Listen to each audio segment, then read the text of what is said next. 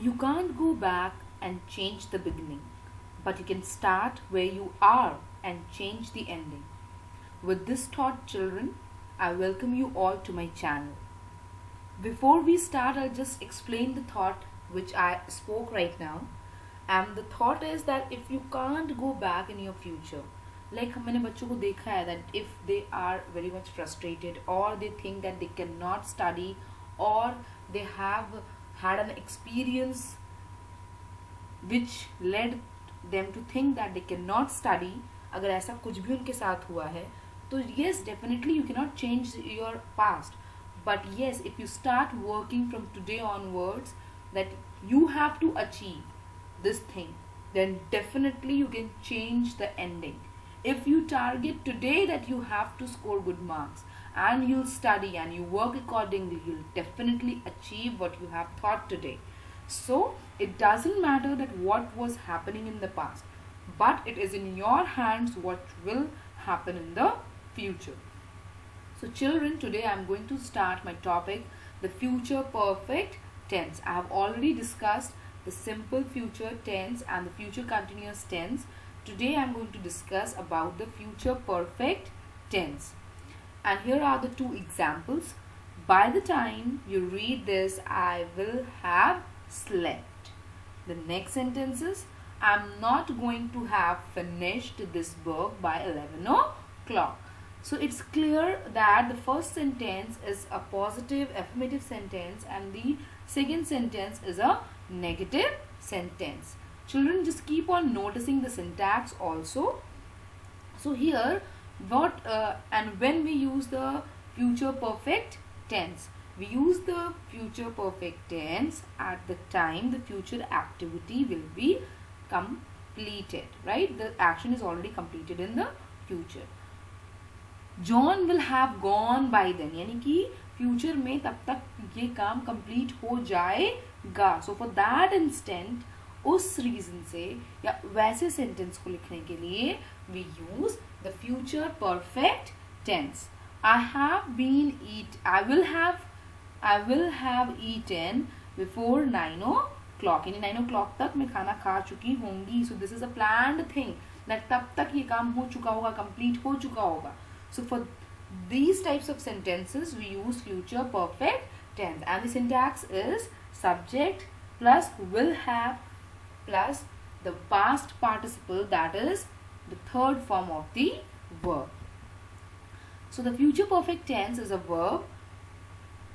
The future perfect tense of a verb names an action that will be completed before another future event begins.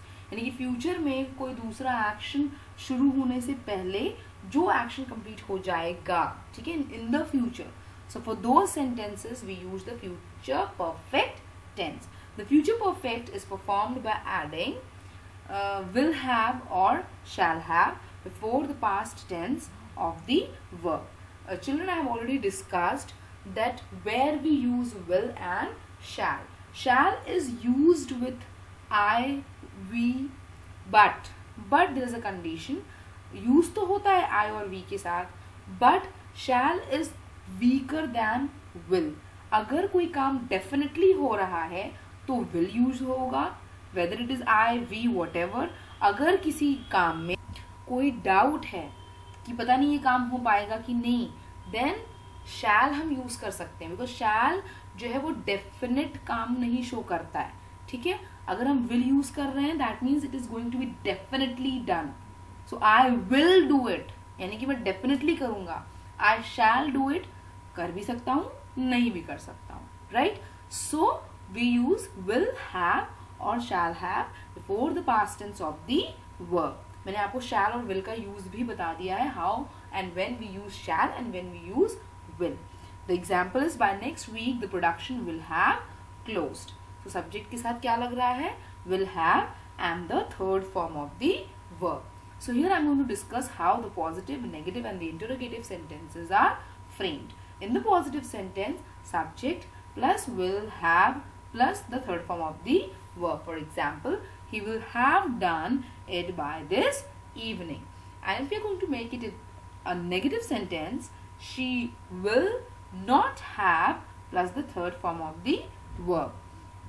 For example, he will not have done it by this evening. And when it is the interrogative sentence, I have told you in the future, simple future tense and the future continuous tense, in both those videos I have already told you that before the subject will is used to make it in a make it an interrogative sentence. To make the sentence in future tense interrogative, we use will before subject. So the sentence becomes will plus subject plus have plus the third form of the verb. Just to clarify these rules, we are going to discuss some more examples so that this syntax is more clear to you all. I will have finished my homework by dinner time. So along with the subject, we are using will have and the third form of the verb.